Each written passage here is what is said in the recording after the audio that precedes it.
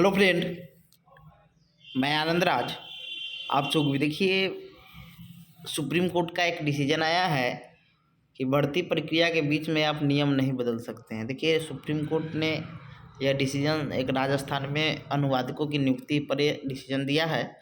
अब देखिए, एक चीज़ आप बताइएगा कि जो बिहार में बीपीएससी TRE 1 हुआ, TRE 2 हुआ, उसमें तो सबसे ज़्यादा नियम बदला। उतना तो कोई भी जॉब में कोई भी विज्ञापन आता है, कोई भी नौकरी का, तो उतना चेंज नहीं होता है जितना बिहार में TRE 1 TRE 2 में हुआ। TRE 1 में आप देखे होंगे, पहले तो डोमिसाइल लागू हुआ था, फिर बीच में उसको हटा दिया गया, फिर उसके बाद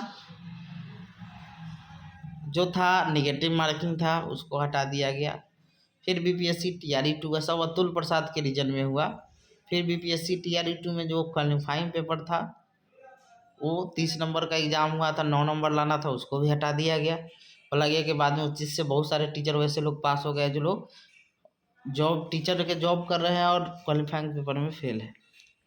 दूसरा चीज़ है कि तो ये डिसीजन जो आया, मान लीजिए NIOS वाला को लिया गया, फिर सप्लीमेंट्री रिजल्ट में NIOS से जो लोग DLED किए थे उसको नहीं लिया गया TRE 1 में। दूसरा चीज़ एक और बात है कि अब देखिए, कोई भी विज्ञापन आता है तो उस विज्ञापन पर आना चाहिए।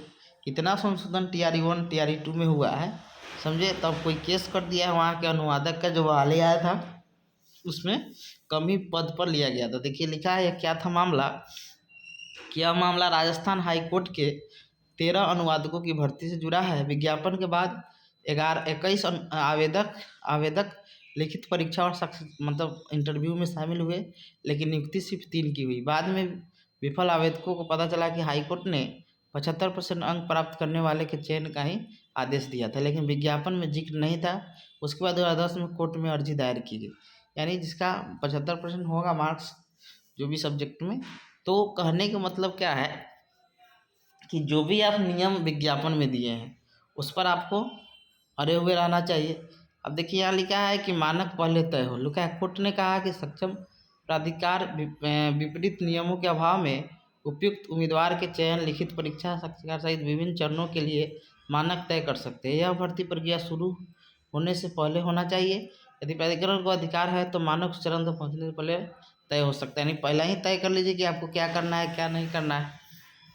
यहाँ भी लिखा है कि सरकारी नौकरियों के लिए भर्ती प्रक्रिया विज्ञापन जारी करने से शुरू होती है और रिक्तियाँ भरने के साथ खत्म होती है। ऐसे में बीच में नियमावली की शर्त को बदलना खेल शुरू होने के बाद नियम बदलने के समान होगा। यानी जब कोई खेल शुरू हो गया, चाहे कोई भी चीज़ है, तो उसमें नियम नहीं होना चाहिए, तो बदलाव भी नहीं होना चाहिए। देखिए लिखा है कि पारदर्शी प्रक्रिया बजोड़। अब देखिए, अब बिहार में इतना चेंज हुआ, लिखा है कि जस्टिस मनोज मिश्रा ने कहा मौजूदा नियमों के अधीन बोर्ड या निकाय भर्ती प्रक्रिया के लिए उचित प्रक्रिया तैयार कर सकते हैं, लेकिन यह पारदर्शी, गैर भेदभावपूर्ण हो। उन्होंने कहा कि मौजूदा नियम नियुक्ति प्रक्रिया अर्हता के मापदंड के संदर्भ में भर्ती निकायों पर बाध्यकारी है। जहाँ नियम मौजूद नहीं है वहाँ प्रशासनिक निर्देश इस अंतराल को भर सकते हैं, समझे। तो कहने का मतलब है कि जो भी नियम है उस नियम पर रहना चाहिए, जो भी विज्ञापन है उस पर अड़े रहना चाहिए।